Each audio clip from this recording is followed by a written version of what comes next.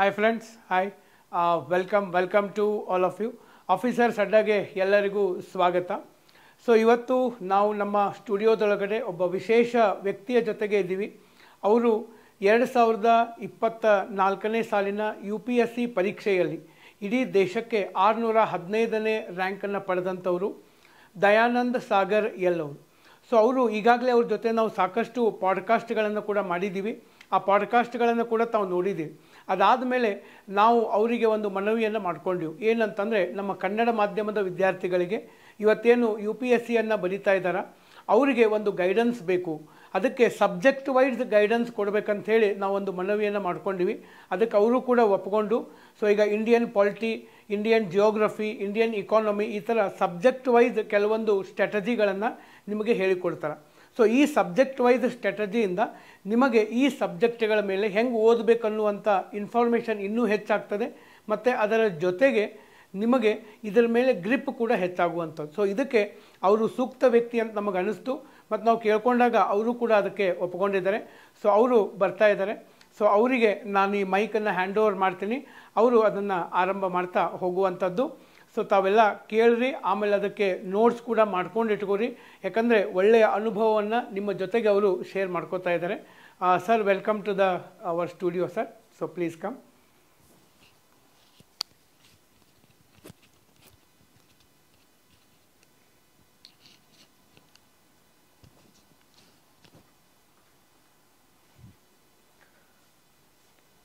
ಎಲ್ರಿಗೂ ನಮಸ್ಕಾರ.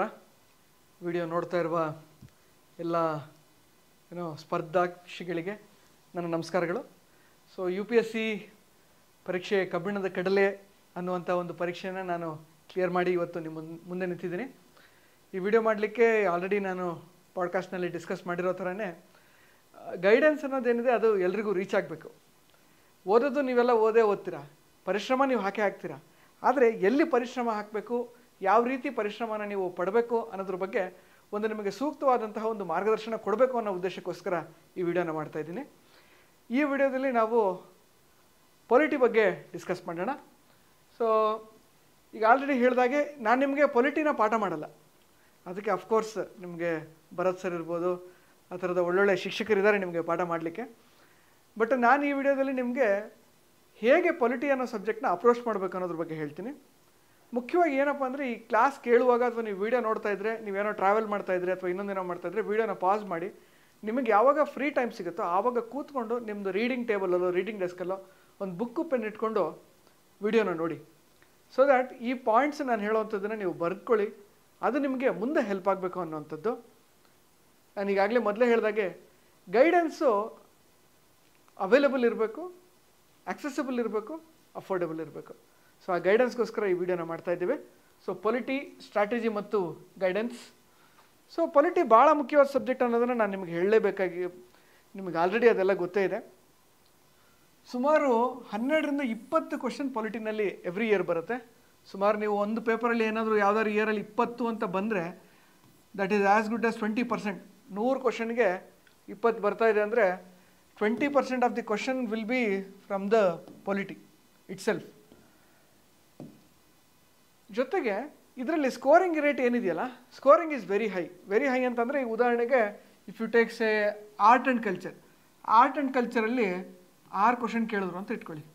Art and ಕಲ್ಚರಲ್ಲಿ 6 ಕ್ವಶನ್ ಕೇಳಿದ್ರೆ ನೀವು ಅದರಲ್ಲಿ ನಿತಿನ್ ಸಿಂಘಾನೇ ಓದಿ, ಕ್ಲಾಸ್ 11 NCERT ನೀವು ಓದಿ, ಇಂಟ್ರೊಡಕ್ಷನ್ ಟು ಇಂಡಿಯನ್ ಆರ್ಟ್ ಓದಿದ್ರೆ ನೀವು ಆನ್ಸರ್ ಮಾಡೋಕ್ಕಾಗೋದು ಇದರಲ್ಲಿ 3ರಿಂದ 4 ಅಥವಾ 2ರಿಂದ 3. ನೀವು ಏನು ಎಫೆಕ್ಟಿವಾಗಿ ಏನು ಬುಕ್ ಓದಬೇಕು, ಎಷ್ಟು ಎಫರ್ಟ್ ಹಾಕಬೇಕು ಅಷ್ಟು ಓದಿದ್ರು ನಿಮಗೆ ಈಲ್ಡ್ ಸಿಗ್ತಾ ಇರೋದು 50% ಅಥವಾ ಲೆಸ್ ದೆನ್ 50%. ಆದರೆ ನೀವು ಪೊಲಿಟಿ ಅಂತ ತಗೊಂಡ್ರೆ, ಉದಾಹರಣೆಗೆ 20 ಕ್ವಶನ್ ನಿಮಗೆ ಬರ್ತಾ ಇದೆ ಅಂತ ಇಟ್ಕೊಂಡ್ರೆ, ನಾವು 20 ಕ್ವಶನ್ ನಿಮಗೆ ಬಂದರೆ ಅದರಲ್ಲಿ ನೀವು 14ರಿಂದ 15 ಕ್ವಶನ್ ಯು ಕ್ಯಾನ್ ಅಟೆಂಪ್ಟ್. 14ರಿಂದ 15 ಕ್ವಶನ್ ನೀವು ಸರಿ ಮಾಡ್ಬೋದು. 14 to 15 ಕ್ವಶನ್, ಓಕೆನಾ. ಆಲ್ಮೋಸ್ಟ್ ಆ್ಯಸ್ ಗುಡ್ ಆಸ್ ನೀವು 75% ಸಕ್ಸಸ್ ರೇಟ್ ಇದರಲ್ಲಿದೆ. ಸೊ ನೀವು ಅಷ್ಟೆಲ್ಲ ಎಫರ್ಟ್ ಹಾಕಿ 40% ಬರೋದಕ್ಕೂ 75% ಬರೋದಕ್ಕೂ there is lot of difference.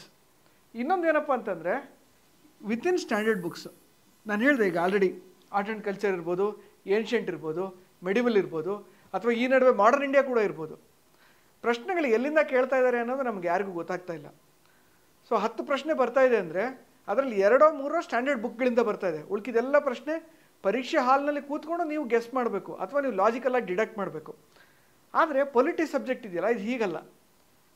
ಮುಖ್ಯವಾಗಿ ನಮಗೆ ರೆಫರೆನ್ಸ್ ಬುಕ್ಸ್ಗಳು ಏನಿದೆ, ಇದೆಲ್ಲ ರೆಫರೆನ್ಸ್ ಬುಕ್ಸು ಎಲ್ಲಿಂದ ಬರ್ತಾ ಇರೋದು ಅಂದರೆ it is actually not coming from ಬುಕ್ಗಳಿಂದ ಬರ್ತಾ ಇಲ್ಲ. ನಮ್ಮ ಕಾನ್ಸ್ಟಿಟ್ಯೂಷನ್ನು ಅಥವಾ ಕಾನ್ಸ್ಟಿಟ್ಯೂಷನ್ ಸುತ್ತ ಫ್ರೇಮ್ ಮಾಡಿರೋದ್ರಿಂದ ಇಲ್ಲಿ ಔಟ್ ಆಫ್ ಸಿಲೆಬಸ್ ಬರುವಂಥ ಪ್ರಶ್ನೆಗಳು ಕಡಿಮೆ. ಎಲ್ಲ ಬುಕ್ಕಿನ ಚೌಕಟ್ಟಿನೊಳಗೆ ನೀವು ಮೋರ್ ದೆನ್ 80% ಪ್ರಶ್ನೆಗಳನ್ನು ನೀವು ಎಕ್ಸ್ಪೆಕ್ಟ್ ಮಾಡ್ಬೋದು. ಇನ್ನೊಂದು ಏನಂದರೆ, ಈ ಸಬ್ಜೆಕ್ಟು ಎಲ್ರಿಗೂ ಇದ್ರ ಮಹತ್ವ ಗೊತ್ತಿರೋದ್ರಿಂದ ಎಲ್ಲರೂ ಓದುವ ಫಸ್ಟು ಸಬ್ಜೆಕ್ಟ್ ಯಾವುದಪ್ಪ UPSCಗೆ ಬರ್ತಾ ಇದ್ದಂಗೆ ಓದೋದು ಪೊಲಿಟಿ. ಏನಕ್ಕೆ ಅಂದರೆ ಹೈ ಈಲ್ಡ್ ಸಬ್ಜೆಕ್ಟ್ ಇದು, ರಿಸೋರ್ಸಸ್ ಈಸಿಲಿ ಅವೈಲೇಬಲ್ ಇದೆ. UPSCನಲ್ಲಿ ಯಾವ ಬುಕ್ ಇದೆಯೋ ಇಲ್ವೋ, ಯಾರಿಗೆ ಹೋಗಿ ಯಾವ ಬುಕ್ಕು ಅಂತ ಕೇಳಿದ್ರೆ ಫಸ್ಟ್ ಹೇಳೋದೇ ಲಕ್ಷ್ಮೀಕಾಂತ್ ಬುಕ್. ಯಾಕೆಂತಂದರೆ ಹೈ ಈಲ್ಡ್ ಸಬ್ಜೆಕ್ಟು. ಇದರಲ್ಲಿ ಪ್ರಶ್ನೆಗಳನ್ನು ಕೂಡ ನಾವು ಪ್ರಿಡಿಕ್ಟ್ ಮಾಡ್ಬೋದು. ಉದಾಹರಣೆಗೆ ಈಗ ನೋಡಿರ್ಬೋದು ನೀವು, ರೀಸೆಂಟಾಗಿ ತಮಿಳ್ನಾಡು ಗವರ್ನರ್ ಇಶ್ಯೂ ಇರ್ಬೋದು, ಅಥವಾ ಬೇರೆ ಬೇರೆ ಸ್ಟೇಟ್ಗಳಲ್ಲಿ ಈ ಸೆಂಟರ್ ಮತ್ತು ಸ್ಟೇಟ್ ರಿಲೇಷನ್ಶಿಪ್ಪಲ್ಲಿ ತುಂಬ ಕಾಂಟ್ರವರ್ಸಿ ನಡೀತಾ ಇದೆ. 2025 ಪ್ರಿಲಿಮ್ಸಲ್ಲಿ ಗವರ್ನರ್ ರಿಲೇಟೆಡ್ ಆಗಿ 2 ಪ್ರಶ್ನೆ ಬಂದಿತ್ತು. ಸೊ ಏನು ನಡೀತಾ ಇದೆಯೋ ಸುತ್ತಮುತ್ತ ಇರೋದ್ರಲ್ಲಿ ಅದರಲ್ಲೇ ಸಿಂಪಲ್ಲಾಗಿ ಸ್ಟ್ಯಾಟಿಕ್ ಕ್ವಶನ್ ಬರುತ್ತೆ. ಇದು ಪ್ರಿಲಿಮ್ಸಿನ ಮಹತ್ವ. ಆದರೆ ಈ ಸಬ್ಜೆಕ್ಟಿಂದು ಮೇನ್ಸ್ ಬಗ್ಗೆ ನಾನು ಮಾತಾಡೋದಾದರೆ, ಜನರಲ್ ಸ್ಟಡೀಸ್ 2ನಲ್ಲಿ ಪೊಲಿಟಿ ಭಾಳ ಮಹತ್ವದ ಪಾತ್ರವನ್ನು ನಿರ್ವಹಣೆ ಮಾಡುತ್ತೆ. ಸುಮಾರು 50 ಅಂಕಗಳು, 250ರಲ್ಲಿ 50 ಅಂಕ ಅಥವಾ ಅದಕ್ಕಿಂತ ಹೆಚ್ಚಿನ ಅಂಕಗಳನ್ನು ನಾವು ಪೊಲಿಟಿ ಒಂದು ಸಬ್ಜೆಕ್ಟಿಂದನೇ ನಾವು ತಗೊಳ್ಬೋದು. ಅದ್ರ ಜೊತೆಗೆ ನಾವು ಕಾನ್ಸ್ಟಿಟ್ಯೂಷನಲ್ಲಿ ಕಲಿಯುವಂತಹ ಆರ್ಟಿಕಲ್ಗಳಿಗಿರ್ಬೋದು, ಲೈಕ್ ಫಾರ್ ಎಕ್ಸಾಂಪಲ್ ಆರ್ಟಿಕಲ್ 14, ಓಕೆನಾ, ರೈಟ್ ಟು ಈಕ್ವಾಲಿಟಿ ಅಂತ ನಾವೇನು ಕರಿತೀವಿ, ಈಕ್ವಲ್ ಪ್ರೊಟೆಕ್ಷನ್ ಆಫ್ ಲಾ ಅಂತ ಏನು ಹೇಳ್ತೀವಿ, ಆ ಥರದ ಆರ್ಟಿಕಲ್ಗಳನ್ನ ನಾವು ನಮ್ಮ ಸೋಷಿಯಲ್ ಜಸ್ಟಿಸ್ ಆನ್ಸರ್ಗಳಲ್ಲಿ ಬಳಸ್ಬೋದು. ನಮ್ಮ DPSPಗಳನ್ನು ನಾವು ನಮ್ಮ ಸೋಷಿಯಲ್ ಜಸ್ಟಿಸಲ್ಲಿ ಯೂಸ್ ಮಾಡ್ಬೋದು. ಎಥಿಕ್ಸ್ ಮತ್ತು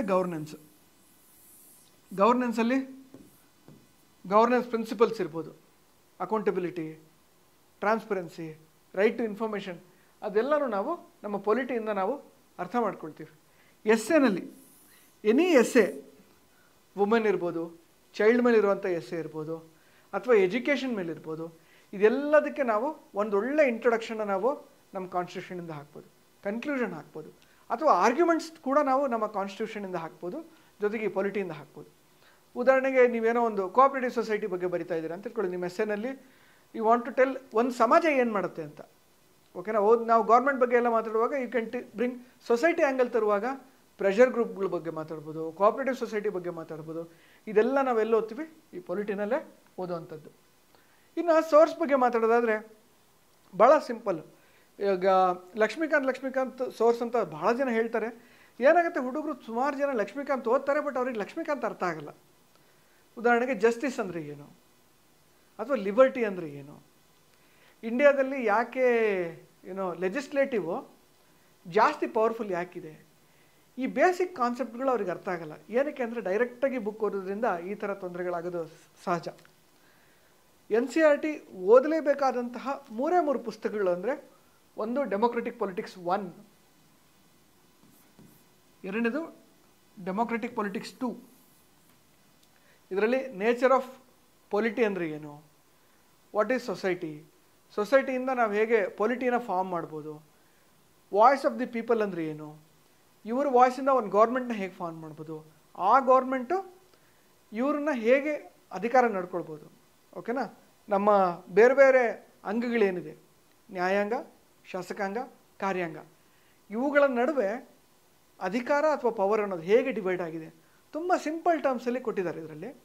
ಸೊ ನೀವು ಇದು ಓದೋದ್ರಿಂದ ಏನಾಗುತ್ತೆ ಅಂದರೆ, ನಿಮ್ಮ ಮುಂದಿನ ಫ್ಯೂಚರ್ ನೀವು ಬುಕ್ ಓದುವಾಗ ನಿಮ್ಗೇನಾಗುತ್ತೆ ಅಂದರೆ, ಈ ಕಾನ್ಸೆಪ್ಟ್ಗಳ ಮೇಲೆ, ಈ ಫೌಂಡೇಶನ್ ಮೇಲೆ ನೀವು ಅರ್ಥ ಮಾಡ್ಕೊಳ್ಳೋದು ಸುಲಭ. ಎರಡನೇದು ಇಂಡಿಯನ್ ಕಾನ್ಸ್ಟಿಟ್ಯೂಷನ್ ಅಟ್ ವರ್ಕ್, ಓಕೆನಾ. ನಿಮ್ಗೆ ಆಲ್ರೆಡಿ ಗೊತ್ತಿದೆ, ಭಾರತದ ಸಂವಿಧಾನ ಜಗತ್ತಿನ ಅತಿ ದೊಡ್ಡ ಸಂವಿಧಾನ. ಈ ಸಂವಿಧಾನ ಹೇಗೆ ರೂಪ ಆಯಿತು, ಇದರ ರೂಪುರೇಷೆಗಳೇನು, ಇದರ ಹಿಂದಿನ ಕಾರಣಗಳೇನು. ಉದಾಹರಣೆಗೆ ನಮ್ಮಲ್ಲಿ ಈಗ ಫೆಟರ್ನಿಟಿ ಅನ್ನೋ ವರ್ಡ್ ಇದೆ. ಫೆಟರ್ನಿಟಿ ಅನ್ನೋ ವರ್ಡ್ ಯಾಕೆ ಬಂತು, ಅದಕ್ಕೆ ಮುಂಚೆ ಏನಿತ್ತು, ಅಥವಾ ಗೌರ್ಮೆಂಟ್ ಆಫ್ ಇಂಡಿಯಾ ಆ್ಯಕ್ಟ್ 1935 ಏನಿದೆ ಆ್ಯಕ್ಟು, ಅದಕ್ಕೂ ಮತ್ತು ನಮ್ಮ 1947 ಅಥವಾ 1915ನಲ್ಲಿ ನಮ್ಮ ಸಂವಿಧಾನ ಆಯ್ತಲ್ಲ, ಅದಕ್ಕೂ ಇದಕ್ಕೂ ಏನು ಸಾಮ್ಯಗಳಿದ್ದಾವೆ, ಏನು ವೈರುಧ್ಯಗಳಿದ್ದಾವೆ, ಈ ಎಲ್ಲ ಡಿಸ್ಕಷನ್ಗಳು ನಮಗೆ ಅರ್ಥ ಆಗಬೇಕು ಅಂದರೆ, ಅಥವಾ ನಮ್ಮ ಸಂವಿಧಾನನ ನಾವು ಬೇರೆ ದೇಶದ ಸಂವಿಧಾನಗಳ ಜೊತೆಗೆ ನಾವು ಕಂಪೇರ್ ಮಾಡಿ ನೋಡಬೇಕಂದ್ರೆ, ಯಾಕೆ ನಮ್ಮದು ತುಂಬ ವಿಶಿಷ್ಟವಾದ ಸಂವಿಧಾನ ಅಂತ ತಿಳ್ಕೊಬೇಕಂದ್ರೆ ಈ ಬುಕ್ ನಮಗೆ ಹೆಲ್ಪ್ ಆಗುತ್ತೆ. ಉದಾಹರಣೆಗೆ ನಮ್ಮ ಸಂವಿಧಾನ ಅಮೇರಿಕಾದಷ್ಟು ತುಂಬ ರಿಜಿಡ್ ಆಗೂ ಇಲ್ಲ, ಇಂಗ್ಲೆಂಡ್ ಅಷ್ಟು ತುಂಬ ಲಿಬರಲ್ ಆಗಿ ಕೂಡ ಇಲ್ಲ. ಇದು ಎರಡರ ಮಧ್ಯದ ಒಂದು ಒಳ್ಳೆ ಬ್ಯಾಲೆನ್ಸ್ನ ಕಾಪಾಡ್ಕೊಳ್ತಾ ಇದೆಯಲ್ಲ, ಆದ್ರ ಹಿಂದಿನ ಕಾನ್ಸೆಪ್ಟ್ಗಳು ಅರ್ಥ ಆಗಬೇಕು ಅಂದರೆ ಈ ಬುಕ್ ಹೆಲ್ಪ್ ಆಗುತ್ತೆ. ಇದು ಬಿಟ್ಟು ನಿಮಗೆ ಗೊತ್ತಿರುವಂಥ ಬುಕ್ಕು ಇಂಡಿಯನ್ ಪಾಲಿಟಿ. ನಾನು ಹೇಳೋದು ಇದು ಬುಕ್ಕಿನ ವಿಶೇಷ ಅಲ್ಲ. ಇದು ಈ ಬುಕ್ ಹೆಣೆದಿರೋದು ನಮ್ಮ ಸಂವಿಧಾನದ ಸುತ್ತ. ನಮ್ಮ ಸಂವಿಧಾನ ಏನಿದೆಯಲ್ಲ ಅದು, ಅದ್ರ ಮೇಲೆ ಅದಕ್ಕೆ ಎಕ್ಸ್ಪ್ಲನೇಷನ್ ಕೊಟ್ಕೊಳ್ತಾ ಹೋಗಿರೋಂಥ ಬುಕ್ಕು. ಆ ಕಾರಣಕ್ಕೋಸ್ಕರ ಇದರಿಂದನೇ ಪ್ರಶ್ನೆಗಳು ಬರುತ್ತೆ, ಹಾಗೂ ಇದನ್ನು ಓದಿದ್ರೆ ನಿಮಗೆ ಉತ್ತರ ಮಾಡೋದು ಸುಲಭ ಆಗುತ್ತೆ. ಆದರೆ ಭಾಳ ಜನಕ್ಕೆ ಈ ಪುಸ್ತಕನ ಹೇಗೆ ಓದಬೇಕು ಅಂತ ಗೊತ್ತಿಲ್ಲ. ಅಂದರೆ ಯಾವ ಪಾಠನ ಮೊದಲು ಓದಬೇಕು, ಯಾವುದನ್ನು ಆಮೇಲೆ ಓದಬೇಕು, ಅಥವಾ ಯಾವುದಕ್ಕೆ ಎಷ್ಟು ಇಂಪಾರ್ಟೆನ್ಸ್ ಕೊಡಬೇಕು. ಈಗ ನಾನು ಆಲ್ರೆಡಿ ರೋಲ್ ಆಫ್ NGO ಹೇಳಿದೆ. ನೀವು ಪ್ರಿಲಿಮ್ಸಿಗೆ ಇನ್ನೊಂದು 15 ದಿನ ಇದೆ, ಆವಾಗ ನೀವು cooperative society, role of NGO, centre state ರಿಲೇಷನ್ನು, ಇಂಟರ್ ಸ್ಟೇಟ್ ರಿಲೇಷನ್ನು ಇದನ್ನೆಲ್ಲ ಓದ್ತಾ ಕೂತ್ಕೊಂಡ್ರೆ ಇದು ಪ್ರಿಲಿಮ್ಸಿಗೆ ಹೆಲ್ಪ್ ಆಗುತ್ತಾ ಅನ್ನೋದನ್ನ ನಾವು ನೋಡಬೇಕು.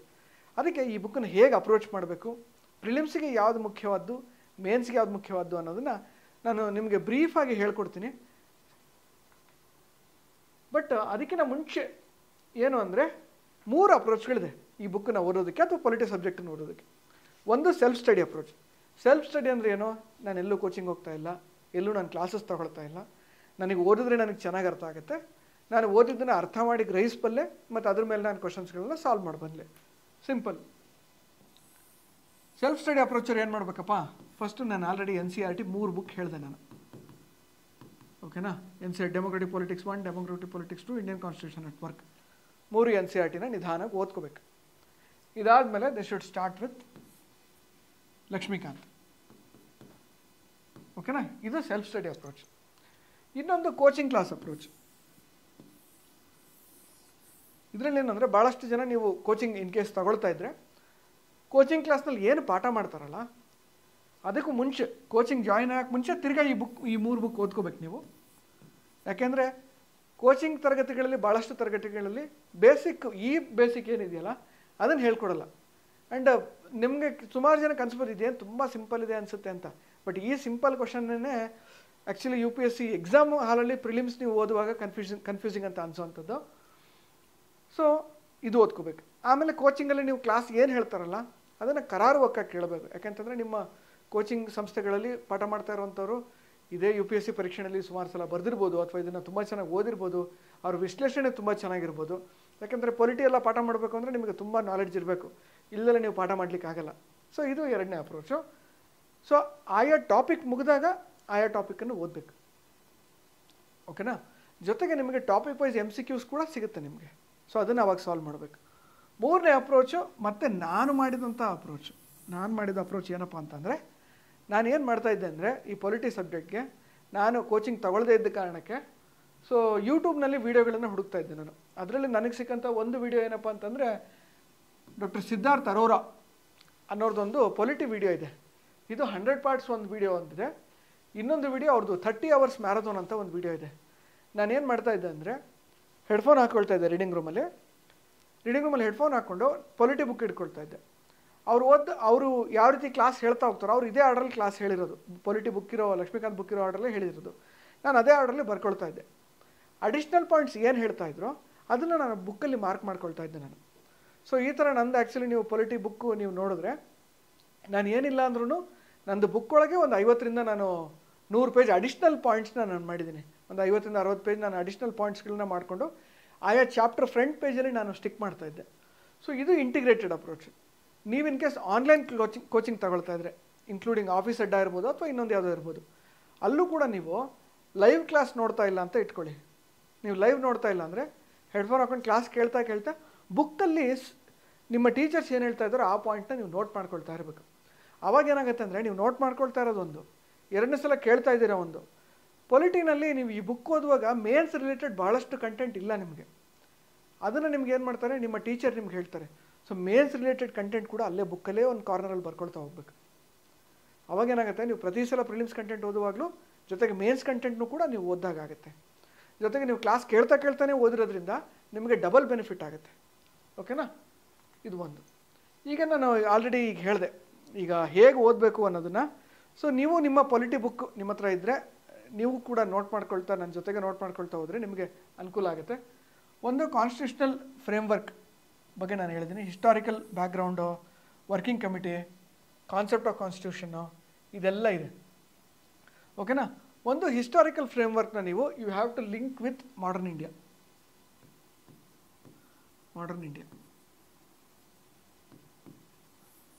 ಓಕೆನಾ? ಕಾನ್ಸ್ಟಿಟ್ಯೂಷನ್ ಹೇಗೆ ಬಂತು ಅಂತ ನೀವು ಎಲ್ಲಿಂದ ಓದಬೇಕು? ಮಾಡರ್ನ್ ಇಂಡಿಯಾದಿಂದ ಓದಬೇಕು. ಚಾರ್ಟರ್ ಆ್ಯಕ್ಟ್ ಇರ್ಬೋದು, ಓಕೆನಾ, ಇಂಡಿಯನ್ ಕೌನ್ಸಿಲ್ ಆ್ಯಕ್ಟ್ ಇರ್ಬೋದು.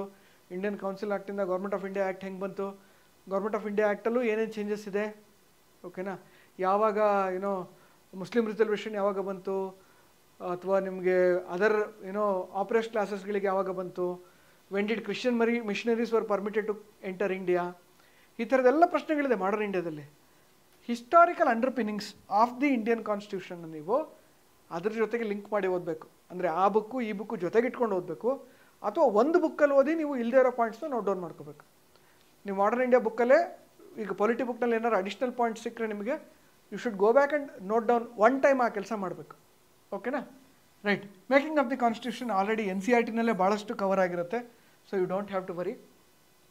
Salient features of Indian constitution ಏನಿದೆಯಲ್ಲ, ಇದು ಪ್ರಿಲಿಮ್ಸ್ಗೆ ಭಾಳ ಮುಖ್ಯವಾದಂತಹ topic. Preamble again is a very important topic for prelims. ಓಕೆನಾ? ಯೂನಿಯನ್ ಆ್ಯಂಡ್ ಇಟ್ಸ್ ಟೆರಿಟರಿ, ಇದು ಮೇನ್ಸ್ಗೆ ನಿಮಗೆ ಹೆಲ್ಪ್ ಆಗುವಂಥದ್ದು. ಬಟ್ ಇದೆರಡು ಎಕ್ಸ್ಕ್ಲೂಸಿವ್ಲಿ ಪ್ರಿಲಿಮ್ಸ್ಗೆ ತುಂಬ ಇಂಪಾರ್ಟೆಂಟ್ ಆಗಿರುವಂಥ ಟಾಪಿಕ್ಗಳು. ಓಕೆನಾ? Fundamental rights is a very important topic for prelims, mains, ಅದರಲ್ಲೂ ಮೇನ್ಸಲ್ಲಿ ಎಸ್ಸೆ. ಎಲ್ಲದಕ್ಕೂ ಇದು ಈಕ್ವಲಿ ಇಂಪಾರ್ಟೆಂಟ್. ಬಟ್ ಪ್ರಿಲಿಮ್ಸಲ್ಲಿ ಸಾಕಷ್ಟು ಪ್ರಶ್ನೆಗಳಿಗೆ ಆಲ್ರೆಡಿ ಬಂದಿದೆ ಮತ್ತು ಕೇಳ್ತಾ ಇದ್ದಾರೆ. ಓಕೆನಾ? DPSP is both important for prelims and mains. ಓಕೆನಾ? ಈಗ ಉದಾಹರಣೆಗೆ ಡೈರಿ ಫಾರ್ಮಿಂಗ್ ಬಗ್ಗೆ ಏನೋ ಪ್ರಶ್ನೆ ಕೇಳಿದ್ದಾನೆ ಅಂತ ಇಟ್ಕೊಳ್ಳಿ. ಜನರಲ್ ಸ್ಟಡೀಸ್ 3ನಲ್ಲಿ ಕೇಳಿರ್ಬೋದು ಡೈರಿ ಫಾರ್ಮಿಂಗ್ ಬಗ್ಗೆ. ಆದರೆ ನೀವು ಗ್ರಾಮ ಸ್ವರಾಜ್ನ ಎಲ್ಲಿ ಓದಿರ್ತೀರಾ? ಪೊಲಿಟಿನಲ್ಲಿ ಓದಿರ್ತೀರಾ. ಗಾಂಧಿಯನ್ DPSPನ ಎಲ್ಲಿ ಓದಿರ್ತೀರಾ? ನೀವು ಪೊಲಿಟಿನಲ್ಲಿ ಓದಿರ್ತೀರಾ. ಗಾಂಧಿಯನ್ DPSPಗೂ ನಾವು ಡೈರಿ ಫಾರ್ಮಿಂಗು ಲಿಂಕ್ ಮಾಡ್ಬೋದಾ, ಏನಾದರೂ ಲಿಂಕ್ ಇದೆಯಾ ಅನ್ನೋದನ್ನು ಇಲ್ಲಿ ಓದಬೇಕು ನಾವು. So we have to integrate. ಎಸ್ಸೆನಲ್ಲೂ ಕೂಡ ಹೆಲ್ಪ್ ಆಗುತ್ತೆ. ಇನ್ನೊಂದು ಫಂಡಮೆಂಟಲ್ ಡ್ಯೂಟೀಸ್, ಇದು ಕೂಡ ಪ್ರಿಲಿಮ್ಸಿಗೆ ಕೇಳಿರುವಂಥ topic. Amendment of the constitution. Okay, amendment of the constitution article 368 ಒಳಗಡೆ ಯಾವ್ದು ಬರುತ್ತೆ, 368 ಹೊರಗಡೆ ಯಾವ್ದು ಬರುತ್ತೆ, 368 ಅಂಡರಲ್ಲಿ ಚೇಂಜಸ್ ಮಾಡಬೇಕು ಅಂದರೆ ಅಥವಾ ರ್ಯಾಟಿಫಿಕೇಷನ್ ಮಾಡಬೇಕು ಅಂದರೆ ಏನು ಮೆಜಾರಿಟಿ ಹೌಸ್ ಹೇಳಬೇಕಾ ಅಥವಾ ಸ್ಟೇಟ್ಸ್ ಅಪ್ರೂವ್ ಮಾಡಬೇಕಾ ಅನ್ನೋದೆಲ್ಲನೂ is all of it is a prelims question. Basic structure of the constitution is a mains topic. Basic structure doctrine, Kesavananda Bharati case, ಅದಕ್ಕಿಂತ ಮುಂಚೆ AK ಗೋಪಾಲನ್ ಕೇಸ್ ಇರ್ಬೋದು, ಮನೇಕಾ ಗಾಂಧಿ ಕೇಸ್ ಇರ್ಬೋದು, ಇದೆಲ್ಲನೂ ಏನು ಬೇಸಿಕ್ ಸ್ಟ್ರಕ್ಚರ್ ಎಲ್ಲಿಂದ ಬರೆದಿದ್ದು, ಇಟ್ ಈಸ್ ಮೇನ್ಸ್ ಟಾಪಿಕ್. ನೀವು ಲಾಸ್ಟ್ 10 years ನೋಡಿದ್ರೆ ಅಟ್ಲೀಸ್ಟ್ 3 ಇಂದ 4 ಸಲ ಡೈರೆಕ್ಟ್ ಕ್ವಶನ್ ಇದೆ ಬೇಸಿಕ್ ಸ್ಟ್ರಕ್ಚರ್ ಡಾಕ್ಟ್ರಿನ್ ಬಗ್ಗೆ. When they say constitution is a living document ಅಂತ ಒಂದು ಪ್ರಶ್ನೆ ಬರುತ್ತೆ. ಲಿವಿಂಗ್ ಡಾಕ್ಯುಮೆಂಟ್ ಅಂದ್ರೇನು? ಇದು ಒಂದು ಜಡವಾಗಿರೋ ಪುಸ್ತಕ ಅಲ್ಲ, ಇದು ಅದಕ್ಕೂ ಜೀವ ಇದೆ ಅನ್ನೋದನ್ನು ಹೇಗೆ ಪ್ರೂವ್ ಮಾಡ್ತೀರಾ ಅಂತ. ಆಯಿತಾ? Constitution is a blend of rigidity and flexibility ಅಂತ ಒಂದು ಪ್ರಶ್ನೆ ಕೇಳ್ತಾರೆ. ಅವಾಗ ಏನು ಬರುತ್ತೆ? Basic structure. ರಿಜಿಡಿಟಿ ಅಂದ್ರೇನು? ಒಂದು ಬೇಸಿಕ್ ಸ್ಟ್ರಕ್ಚರ್ ಅನ್ನೋದು ಏನಿದೆ ಅದು ಈಗ ಒಂದು ದೊಡ್ಡ ಮರದ ಏನು ಬೇರು ಮತ್ತು ಸ್ಟೆಮ್ ಇದ್ದಾಗೆ ಅದನ್ನು ನಾವು ಅಲ್ಲಾಡ್ಸೋಕ್ಕಾಗಲ್ಲ. ಆದರೆ ಅದ್ರ ಮೇಲೆ ಹೊಸ ಹೊಸ ಚಿಗುರು, ಹೊಸ ಹೂವು, ಹೊಸ ಹಣ್ಣು ಬರೋ ಥರ ಬೇರೆ ಬೇರೆ ಅಮೆಂಡ್ಮೆಂಟ್ಗಳಾಗ್ಬೋದು, ರೂಲ್ಸ್ಗಳು ಬರ್ಬೋದು, ರೆಗ್ಯುಲೇಷನ್ಸ್ ಬರ್ಬೋದು. ಬಟ್ ಅದು ಬೇಸಿಕ್ ಸ್ಟ್ರಕ್ಚರ್ ಅನ್ನೋದು ಹಾಗೇ ಇರುತ್ತೆ ಅನ್ನೋವಂಥದ್ದು. ಸೊ ಅದು ಮೇನ್ಸ್ ಟಾಪಿಕ್. ಪಾರ್ಲಿಮೆಂಟ್ರಿ ಸಿಸ್ಟಮ್ ಪ್ರಿಲಿಮ್ಸಲ್ಲಿ ಸುಮಾರು ಸಲ ಕೇಳಿದ್ದಾರೆ ಪ್ರಶ್ನೆಗಳು. ಅದಾದಮೇಲೆ federal system,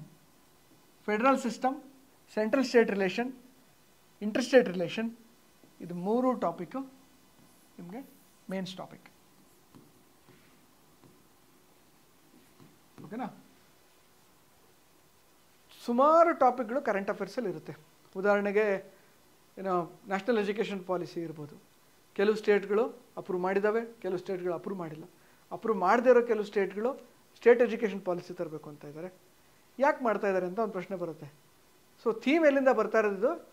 theme is coming from federal structure ಅಥವಾ ಸೆಂಟ್ರಲ್ ಸ್ಟೇಟ್ ರಿಲೇಷನಿಂದ ಬರ್ತಾ ಇದೆ ಇದರ ಥೀಮ್. ಸೊ ಪ್ರಶ್ನೆ ಏನಾದರೂ ಕೇಳ್ಬೋದು, ಓಕೆನಾ. ಉದಾಹರಣೆಗೆ say schedule 7 of the Indian constitution, ಓಕೆನಾ. ಸೆಂಟ್ರಲ್ ಲಿಸ್ಟ್ ಇದೆ, ಸ್ಟೇಟ್ ಲಿಸ್ಟ್ ಇದೆ, ಕನ್ಕರೆಂಟ್ ಲಿಸ್ಟ್ ಇದೆ. ಫಾರ್ಮುಲಾ ತಗೊಂಡು ಬಂದರು. ಫಾರ್ಮುಲಾ ಅದು ಸ್ಟೇಟ್ ಲಿಸ್ಟಿಗೆ ಬರುತ್ತಾ, ಸೆಂಟ್ರಲ್ ಲಿಸ್ಟಿಗೆ ಬರುತ್ತಾ, ಕನ್ಕರೆಂಟಿಗೆ ಬರುತ್ತಾ? ಕನ್ಕರೆಂಟ್ ಲಾದಲ್ಲಿ ಮಾಡುವಂಥ ಲಾ ಸ್ಟೇಟ್ ಲಾನ ಯಾವ ರೀತಿ ಒತ್ತತ್ತೆ, ಓಕೆನಾ. ಇದ್ರ ಬಗ್ಗೆ ಮಾತಾಡ್ತಾ ನಮಗೆ ಸರ್ಕಾರಿಯ ಕಮಿಷನ್ದು ರೆಕಮೆಂಡೇಷನ್ ಇರ್ಬೋದು, ಪುಂಚಿ ಕಮಿಷನ್ದು ರೆಕಮೆಂಡೇಷನ್ ಇರ್ಬೋದು, ಸೆಕೆಂಡ್ ARC ರೆಕಮೆಂಡೇಷನ್ಸ್ ಇರ್ಬೋದು. ಇದೆಲ್ಲವೂ ಕೂಡ ಬ್ರಾಡರ್ ಅಂಡರ್ಸ್ಟ್ಯಾಂಡಿಂಗ್ಗೆ ನಮ್ಗೆ ಹೆಲ್ಪ್ ಆಗುವಂಥದ್ದು. ಸೊ ಇದು ನಿಮಗೆ ಎಲ್ಲಿ ಬೇಕಾಗೋದು? ಮೇನ್ಸ್ಗೆ ನಿಮಗೆ ಬೇಕಾಗೋದು ಅನಾಲಿಟಿಕಲ್ ಮೈಂಡ್ಸೆಟ್. ಮೇನ್ಸಿಗೆ ನಿಮ್ಗೆ ಮುಖ್ಯವಾಗಿ ಬೇಕಾಗೋದು ಅನಾಲಿಸಿಸ್. ಇದೆಲ್ಲ ಸಬ್ಜೆಕ್ಟ್ ಓದುವಾಗ ನಮ್ಗೆ ಏನು ಅನಿಸುತ್ತೆ ಅಂದರೆ, ಓದುವಾಗ ಭಾಳ ಸುಲಭ ಅನಿಸುತ್ತೆ. ಏನಿದೆ, ಓಕೆ ಪ್ರೆಸಿಡೆಂಟ್ ಇರ್ತಾರೆ, ಪ್ರೈಮ್ ಮಿನಿಸ್ಟರ್ ಇರ್ತಾರೆ, ಚೀಫ್ ಮಿನಿಸ್ಟರ್ ಇರ್ತಾರೆ, ಹಾಂ ಈ ಥರ ನಡ್ಕೊಂಡು ಹೋಗುತ್ತೆ. ಓದುವಾಗ ತುಂಬ ಸಿಂಪಲ್ ಅನಿಸುತ್ತೆ. ಆದರೆ ನಿಮಗೆ ನಿಮ್ಮ ಅಂಡರ್ಸ್ಟ್ಯಾಂಡಿಂಗಿನ ನಿಮಗೆ ವ್ಯಾಲ್ಯೂ ಗೊತ್ತಾಗೋದು ನೀವು MCQ ಸಾಲ್ವ್ ಮಾಡುವಾಗ ಅಥವಾ ಮೇನ್ಸ್ ಕ್ವಶನ್ ಸಾಲ್ವ್ ಮಾಡುವಾಗ. ಬಿಕಾಸ್ ಪೊಲಿಟಿಕ್ನಲ್ಲಿ ಏನಂದರೆ ಓದೋರೆಲ್ಲರೂ ಹೇಳೋದು ಅರ್ಥ ಆಗುತ್ತೆ ಅಂತ. ಇದು ಎಕಾನಮಿ ಥರ, ಮಾನಿಟ್ರಿ ಪಾಲಿಸಿ ಥರ, ಅಥವಾ ಏನೋ ಎಕಾನಮಿಲಿ ಬರೋ ಫಿಲಿಪ್ಸ್ ಕರ್ವ್ ಥರ ಕಷ್ಟ ಅಲ್ಲ. ಇದು ಓದಿದ್ರೆ ಅರ್ಥ ಆಗುತ್ತೆ. Or it is not even like ಏನೋ ಇಂಟರ್ನ್ಯಾಷನಲ್ ರಿಲೇಷನ್ಶಿಪ್ ಥರ ಏನೋ ತುಂಬ ಕಾಂಪ್ಲೆಕ್ಸ್ ರಿಲೇಷನ್ಶಿಪ್ಗಳು ಆ ಥರದ್ದೆಲ್ಲ ಏನಿಲ್ಲ ಇದರಲ್ಲಿ. ಓದುವಾಗ ಸಿಂಪಲ್. ಆದರೆ ನಿಮ್ಗೆ ಕಷ್ಟ ಎಲ್ಲ ಆಗೋದು ಅಂದರೆ ಎಲ್ಲನೂ ಸೇಮ್ ಅನಿಸುತ್ತೆ ನಿಮಗೆ, ಹಾಗಾಗಿ ಕಷ್ಟ. ಅದಕ್ಕೆ ಇದು ಮೇನ್ಸ್ಗೆ ಇಂಪಾರ್ಟೆಂಟು. ಓದುವಾಗಲೇ ನೀವು ಮೇನ್ಸ್ ಪರ್ಸ್ಪೆಕ್ಟಿವಿಂದ ಓದಬೇಕು ಈ ಸಬ್ಜೆಕ್ಟ್ಗಳನ್ನು, ಓಕೆನಾ. ಅದಾದಮೇಲೆ central government president is again ಪ್ರಿಲಿಮ್ಸಲ್ಲಿ ಕೇಳಿದ್ರೆ ಪ್ರೆಸಿಡೆಂಟಿಂದ ಪಾರ್ಡನ್ ಪವರು ಅಥವಾ ಏನು ಮಾಡ್ಬೋದು, ಡೂಸು ಡೋಂಟ್ಸ್ ಇದೆಲ್ಲ ಕೇಳ್ಬೋದು. ಮೇನ್ಸಲ್ಲಿ ಕೇಳಿದ್ರೆ president ordinance making power, weather it is violation of the constitution ಅಂತ ಕೇಳ್ಬೋದು ನಿಮಗೆ ಆರ್ಟಿಕಲ್ 123ನಲ್ಲಿ, ಓಕೆನಾ. ಸೊ ಅದೇ ಟಾಪಿಕ್ಕು, ಇದೇ ಬುಕ್ ನೀವೇನು ಓದ್ತಿರಲ್ಲ. ಸುಮಾರು ಜನಕ್ಕೆ ನಾನು 2023ರಲ್ಲಿ ನನ್ನ ಫಸ್ಟ್ ಪ್ರಿಲಿಮ್ಸ್ ಮುಗಿಸಿ ನಾನು ಮೇನ್ಸ್ ಬರೆಯುವಾಗ ನಾನು ಇಡೀ ಲಕ್ಷ್ಮೀಕಾಂತ್ ನಾನು ಓದಿದ್ದು ಪ್ರಿಲಿಮ್ಸ್ ಪರ್ಸ್ಪೆಕ್ಟಿವಿಂದ. ಮೇನ್ಸಿಂದ ಇದೇ ಬುಕ್ನ ನಾವು ಮೇನ್ಸಿಗೆ ಯೂಸ್ ಮಾಡ್ತೀವಿ ಅಂತ ಗೊತ್ತಿರಲಿಲ್ಲ. ಸೊ ನಾನು ಏನು ಮಾಡಿದೆ ಅಂದರೆ ನನಗೇನು ರೀಕಾಲ್ ಆಗ್ತಾ ಇರಲಿಲ್ಲ. ಆ್ಯಂಡ್ ನಾನು ಅನಾಲಿಸಿಸ್ ಮಾಡೋ ಥರ ಥಿಂಕ್ ಮಾಡಿ ಓದಿರಲಿಲ್ಲ ನಾನು.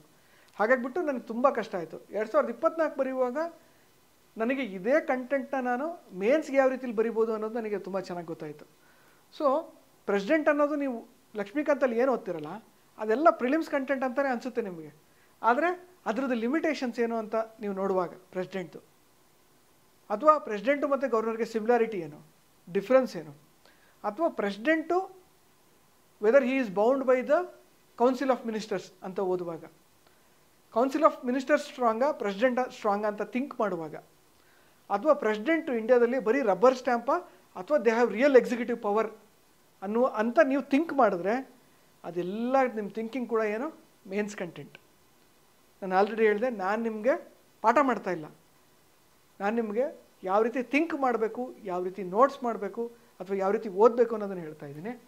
ಸೊ ಇದು ಅಗೇನ್ ಪ್ರಿಲಿಮ್ಸ್ಗೂ ಹೆಲ್ಪ್ ಆಗುತ್ತೆ, ಮೇನ್ಸ್ಗೂ ಹೆಲ್ಪ್ ಆಗುತ್ತೆ. Vice president, prime minister, council of minister ಇದೆಲ್ಲ ನಿಮಗೆ ಪ್ರಿಲಿಮ್ಸ್ಗೆ ಹೆಲ್ಪ್ ಆಗುತ್ತೆ.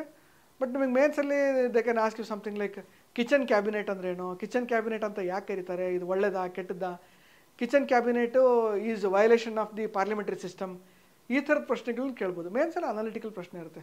ಕಿಚನ್ ಕ್ಯಾಬಿನೆಟ್ ಅಂತ ಗೊತ್ತು ತಾನೆ, ಒಬ್ಬ ಪ್ರೈಮ್ ಮಿನಿಸ್ಟ್ರು ಜೊತೆಗೆ ಒಂದು 3-4 ಜನ ಸೇರಿಕೊಂಡು ಎಲ್ಲ ಸರ್ಕಾರದ ಡಿಸಿಷನ್ ಮಾಡೋದನ್ನು ಕಿಚನ್ ಕ್ಯಾಬಿನೆಟ್ ಅಂತ ಕರೀತಾರೆ, ರೈಟ್. ಮುಂದೆ ಕ್ಯಾಬಿನೆಟ್ ಕಮಿಟಿ ಮೇನ್ಸಿಗೆ ಹೆಲ್ಪ್ ಆಗುತ್ತೆ, ಪಾರ್ಲಿಮೆಂಟರಿ ಸಿಸ್ಟಮ್ ಪ್ರಿಲಿಮ್ಸ್ಗೆ ಹೆಲ್ಪ್ ಆಗುತ್ತೆ, ಸ್ವಲ್ಪ ಮಟ್ಟಿಗೆ ಮೇನ್ಸಿಗೆ ಬರುತ್ತೆ. ಪಾರ್ಲಿಮೆಂಟರಿ ಕಮಿಟಿನೂ ಮೇನ್ಸ್ಗೆ ಹೆಲ್ಪ್ ಆಗುತ್ತೆ. 1-2 ಸಲ ಕೇಳಿದ್ದಾರೆ ಪ್ರಶ್ನೆ ಪ್ರಿಲಿಮ್ಸಲ್ಲಿ, ಬಟ್ ಮೇನ್ಸ್ಗೆ 1 ರೀಡಿಂಗ್ 2 ರೀಡಿಂಗ್.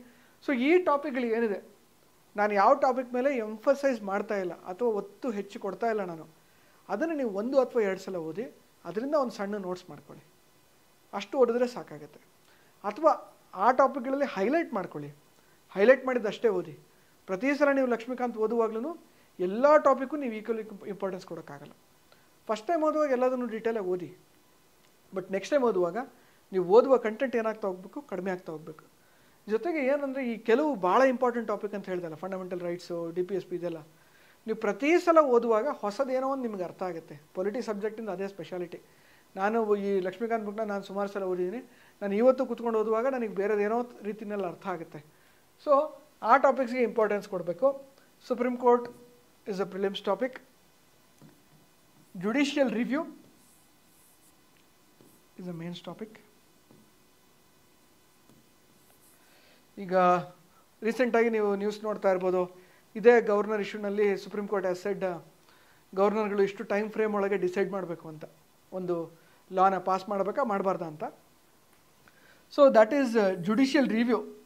ಅಂದರೆ ಎನಿ ಲಾನ, ಯಾವುದೇ ಒಂದು ಲಾ ಇರ್ಬೋದು ಕೋರ್ಟಲ್ಲಿ ಅಥವಾ ಎಲ್ಲೇ ಲಾ ಪಾಸ್ ಮಾಡಿದ್ರೆ ಕೋರ್ಟ್ ಅದನ್ನು ಡಿಸೈಡ್ ಮಾಡ್ಬೋದಾ whether it is law is good or not ಅಂತ. ಇದನ್ನು ನೀವು ಯಾವುದ್ರ ಜೊತೆಗೆ ಲಿಂಕ್ ಮಾಡಬೇಕು? ಆರ್ಟಿಕಲ್ 13 ಜೊತೆಗೆ ನೀವು ಲಿಂಕ್ ಮಾಡಿ ನೋಡ್ಬೇಕು ಇದನ್ನು, ಬಿಕಾಸ್ ಅದು ಕೂಡ ಇದ್ರ ಬಗ್ಗೆನೇ ಮಾತಾಡುತ್ತೆ. ಓಕೆನಾ? Right. Public interest litigation is again mains topic. Governor, chief minister. Governor is both prelims and mains. Chief minister predominantly prelims. Council of minister ಪ್ರಿಲಿಮ್ಸಲ್ಲಿ ಕೇಳ್ತಾರೆ. ಇನ್ನೊಂದು ಓದುವಾಗ ಏನು ಮಾಡಬೇಕಂದ್ರೆ ನೀವು ಒಂದು ಈಗ ಆಲ್ರೆಡಿ ನಾನು ಹೇಳಿದೆ ಅಲ್ಲ, ಇಲ್ಲಿ ಪಾರ್ಲಿಮೆಂಟ್ ಓದಬೇಕು ಫಸ್ಟು. ಪಾರ್ಲಿಮೆಂಟ್ ಓದಿದ ನಂತರ ಸ್ಟೇಟ್ ಲೆಜಿಸ್ಲೇಚರ್ ಓದಬೇಕು, ಪ್ರೆಸಿಡೆಂಟ್ ಓದಬೇಕು, ಪ್ರೆಸಿಡೆಂಟ್ ಓದಿದ ಮೇಲೆ ಗವರ್ನರ್ ಓದಬೇಕು. ಇದೇ ಆರ್ಡ್ರಲ್ಲಿ ಓದಬೇಕಂತ ಹೇಳಿಲ್ಲ, ಈ ಬುಕ್ನ ಇದೇ ಆರ್ಡ್ರಲ್ಲಿ ಓದಬೇಕಂತ ಇಲ್ಲ.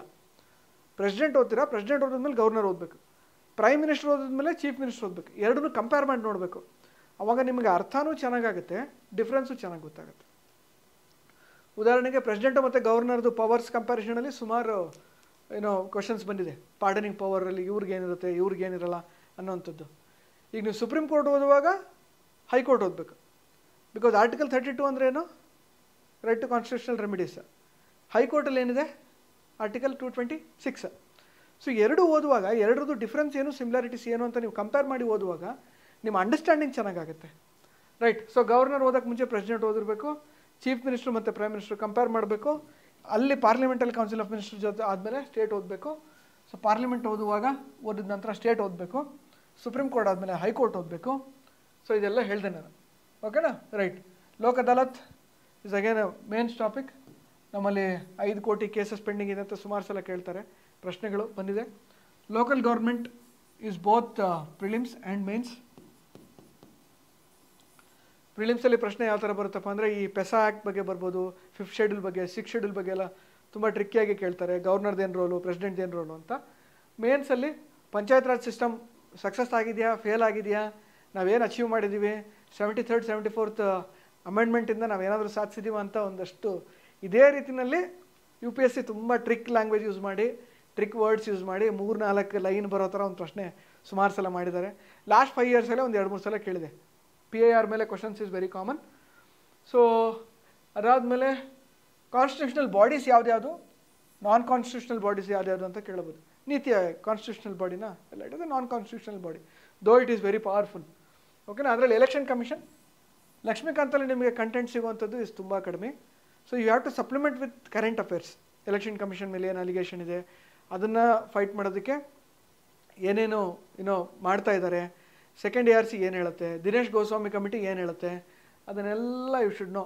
ಸ್ಟೇಟ್ ಸ್ಪಾನ್ಸರ್ಡ್ ಎಲೆಕ್ಷನ್ಸ್ ಅಂದರೆ ಏನು, ಓಕೆನಾ, ಅದನ್ನೆಲ್ಲ ನೀವು ಓದಬೇಕು. ಓಕೆನಾ? ರೈಟ್. ಇದಾದ ನಂತರದಲ್ಲಿ ನಾನ್ ಕಾನ್ಸ್ಟಿಟ್ಯೂಷನಲ್ ಬಾಡೀಸ್ ಹೇಳಿದೆ ನಾನು. ಯಾವ್ದ್ಯಾವುದು ನಾನ್ ಕಾನ್ಸ್ಟಿಟ್ಯೂಷನಲ್ ಬಾಡೀಸು, ಯಾವುದಕ್ಕೆ ಆರ್ಟಿಕಲ್ಗಳಿದೆ ನಮ್ಮ ಸಂವಿಧಾನದಲ್ಲಿ, ಅದನ್ನೆಲ್ಲ ನೋಡಬೇಕು. ಅದಾದ ನಂತರದಲ್ಲಿ ಸೆಂಟ್ರಲ್ ವಿಜಿಲೆನ್ಸ್ ಇರ್ಬೋದು ಅಥವಾ ಸೆಂಟ್ರಲ್ ಇನ್ಫಾರ್ಮೇಷನ್ ಇರ್ಬೋದು, ಇದೆಲ್ಲ ಕೂಡ mains topic. RTI act, CBI ಕೂಡ ಮೇನ್ಸ್ ಟಾಪಿಕ್. ಓಕೆನಾ? CBI is a cage parrot ಅಂತ ಒಂದು ತುಂಬ ಫೇಮಸ್ ಕೋರ್ಟ್ ಇದೆ. CBI ಅಥವಾ ಇವಾಗ ಸೆಂಟ್ರಲ್ ಏಜೆನ್ಸಿ ಅಂತ ಕರೀತಾರೆ, ಇವನ್ ಇನ್ಕ್ಲೂಡಿಂಗ್ EDನ ದ ಕಾಂಟ್ರವರ್ಸಿ ಇಸ್ ಅಪೋಸಿಷನ್ ಅಥವಾ ದ ಗೌರ್ಮೆಂಟ್ ಅಗೇನ್ಸ್ಟ್ ಯಾರಾದರೂ ಮಾತಾಡಿದ್ರೆ ಅವ್ರ ಮೇಲೆ ಬಿಡ್ತಾ ಇದ್ದಾರೆ ಅಂತ ಒಂದು ಅಲಿಗೇಷನ್ ಇದೆ. ಸೊ ED ಫಂಕ್ಷನಿಂಗ್ದು ಟ್ರಾನ್ಸ್ಪರೆನ್ಸಿ ಏನಿರ್ಬೋದು ಅನ್ನೋದ್ರ ಮೇಲೆ ಕೂಡ ಪ್ರಶ್ನೆಗಳಿದೆ. ಓಕೆನಾ? ರೈಟ್.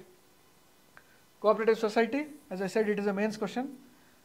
ಎಲ್ಲಿ ಗೌರ್ಮೆಂಟ್ ರೀಚ್ ಆಗೋಕ್ಕಾಗಲ್ಲ ಅಲ್ಲಿ ಕೋಆಪರೇಟಿವ್ ಸೊಸೈಟಿ ರೀಚ್ ಆಗುತ್ತಾ ಅನ್ನೋ ಅರ್ಥದಲ್ಲಿ ಪ್ರಶ್ನೆ ಕೇಳ್ತಾರೆ. So it is a mains question. ಅದಾದಮೇಲೆ ಸ್ಪೆಷಲ್ ಪ್ರಾವಿಷನ್ಸ್ ಇದೆ, ಎಲೆಕ್ಷನ್ಸು ಕೂಡ ಮೇನ್ಸ್ ಟಾಪಿಕ್, ಎಲೆಕ್ಟೋರಲ್ ರಿಫಾರ್ಮ್ಸ್ ಇದು ಕೂಡ mains topic. Comparison of the constitution ಮೇನ್ಸಲ್ಲಿ ಆಲ್ರೆಡಿ ಸುಮಾರು ಸಲ ಕೇಳಿದ್ದಾರೆ. ಇಂಡಿಯಾದು ಬೇರೆ ದೇಶಕ್ಕಿಂತ ಹೇಗೆ ಭಿನ್ನ ಅನ್ನೋಂಥದ್ದು, most so comparing with America and England. But ನಾವು ಬೇರೆ ಯಾವ್ಯಾವ ದೇಶದಿಂದ ಯಾವ್ಯಾವುದು ಆಸ್ಪೆಕ್ಟ್ಸ್ನ ನಮ್ಮ ಕಾನ್ಸ್ಟಿಟ್ಯೂಷನಲ್ಲಿ ಸೇರಿಸ್ಕೊಂಡಿದ್ದೀವಿ ಅನ್ನೋಂಥದ್ದು, ರಷ್ಯಾಯಿಂದ ಏನು ತೊಗೊಂಡಿದ್ದೀವಿ, ಜರ್ಮನಿಯಿಂದ ಏನು ತೊಗೊಂಡಿದ್ದೀವಿ, UK ಇಂದ ಏನು ತೊಗೊಂಡಿದ್ದೀವಿ, ಇದು ಪ್ರಿಲಿಮ್ಸ್ ಕ್ವಶನ್ನು. ಸೊ ಇನ್ನೊಂದು ಏನಪ್ಪ ಅಂದರೆ ಈ ಜಡ್ಜ್ಮೆಂಟ್ಗಳು ಏನೇನಿದೆಯಲ್ಲ, ಜಡ್ಜ್ಮೆಂಟ್ ಆ್ಯಂಡ್ ದೇರ್ ಡಾಕ್ಟ್ರಿನ್ ಇದೆಯಲ್ಲ, ಯಾವ್ಯಾವ ಇಂಪಾರ್ಟೆಂಟ್ ಜಡ್ಜ್ಮೆಂಟ್ ಅಂತ, ಇದು ನಿಮಗೆ ಮೇನ್ಸಲ್ಲಿ ನಿಮ್ಮ ಆನ್ಸರ್ನ ವ್ಯಾಲಿಡೇಟ್ ಮಾಡೋದಕ್ಕೆ ಹೆಲ್ಪ್ ಆಗುತ್ತೆ. ಉದಾಹರಣೆಗೆ ನಿಮಗೆ ರೈಟ್ ಟು ಪ್ರೈವಸಿ ಅಂತ ಕೇಳಿದ್ರು. Right to privacy is a integral part of right to life and personal liberty under article 21 according to Puttaswamy case. ಓಕೆನಾ? ಸೊ ಇಲ್ಲಿ ನೀವು ಈ ಥರದ್ದು ಇಲ್ಲಿ ಕೇಸ್ ಲಾಸ್ಗಳು ನೀವು ಏನು ನೋಡ್ತಿರಲ್ಲ, ಇದು ಪ್ರಿಲಿಮ್ಸ್ಗೆ ಅಷ್ಟು ಹೆಲ್ಪ್ ಆಗಲಿಕ್ಕಿಲ್ಲ, ಬಟ್ ಮೇನ್ಸ್ಗೆ they are very important.